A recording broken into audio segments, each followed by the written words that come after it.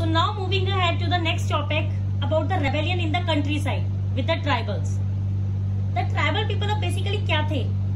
देखो, like I already said कि अलग अलग इंसान का अलग अलग रीजन था स्ट्रगल करने, but they have two common motive. And what was that common motive? The common agenda was to get freedom, was to get Swaraj. यहाँ तो हर किसी के अलग अलग प्रॉब्लम्स थी, हर किसी को अलग अलग प्रॉब्लम्स फेस करनी पड़ रही थी, हर कोई अलग अलग प्रॉब्लम्स को फेस कर रहा था, लेकिन इवेंचुअली सब चाहते थे कि हम फ्री हो जाएं ब्रिटिशर्स के रूल से. तो अब ये जो स्टोरी है just to place in the Gudem hills of Andhra प्रदेश.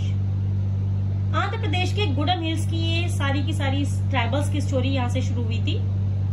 और यहाँ पे क्या था actually, militant gorilla movement spread हो गया था इन द अर्ली 1920. ये बेसिकली था क्या, जो कॉलोनियल गवर्नमेंट थी उन्होंने फॉरेस्ट के बड़े बड़े एरियाज को, लार्ज एरियाज को बेसिकली बंद कर दिया था. Peoples were not allowed to move there. They had to prevented the people from moving to the forest और लैंड एरियाज. अब अगर वो फॉरेस्ट एरियाज में नहीं जाएंगे तो अपनी कैटल को ग्रेस कैसे करेंगे?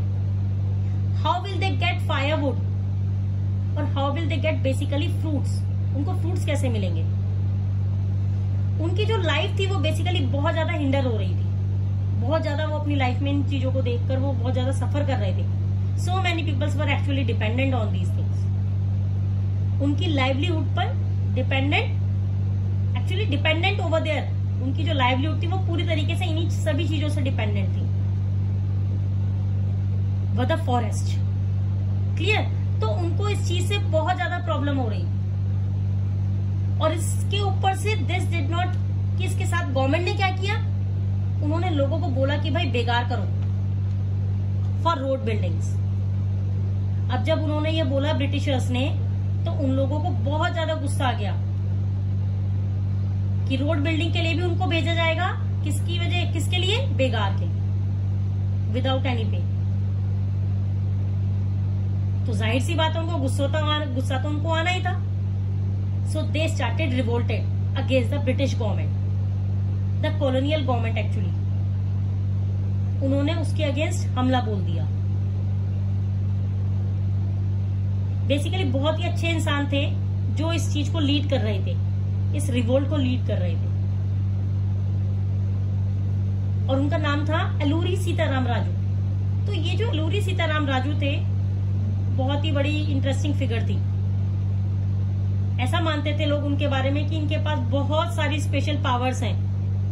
ये एक एक्यूरेट 100% एस्ट्रोलॉजिकल प्रिडिक्शन करते हैं.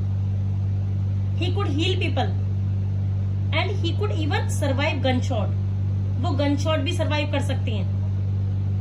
और कुछ लोग ऐसा भी मानते थे that he is incarnation of God.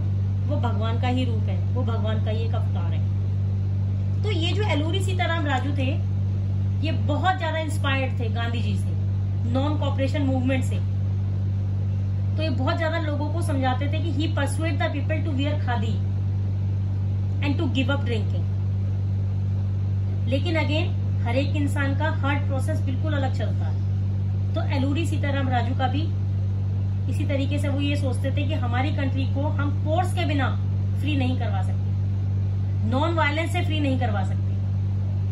Although he was very much inspired by Gandhi ji, but still he used to feel कि force तो चाहिए if you want to get Swaraj.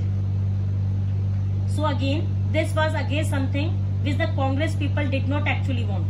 That particular thing happened. लेकिन हुआ क्या, जो लोग थे, जो rebels थे actually, they had attacked the police stations and they also tried to kill the British officials. उन्होंने ब्रिटिश ऑफिशियल्स को मारने की कोशिश करी. And they carried out the guerrilla warfare only and only for Swaraj. Britishers भी बहुत ज्यादा पावरफुल थे. वो ये सब रेबल्स के जो एक्शन थे उनको देखकर वो चुप बैठने वाले नहीं थे. सो उन्होंने ये राजू को कैप्चर कर लिया. Alluri Sitaram Raju was captured in 1924 and he was executed. उसको मार डाला. Clear? I hope this much is clear right now. इसके साथ एलूरी सीताराम राजू सबके हीरो तो बन चुके थे, पूरी तरीके से वो क्या थे, hero. So this was the story of tribals in the Gudem hills of Andhra Pradesh. Clear students?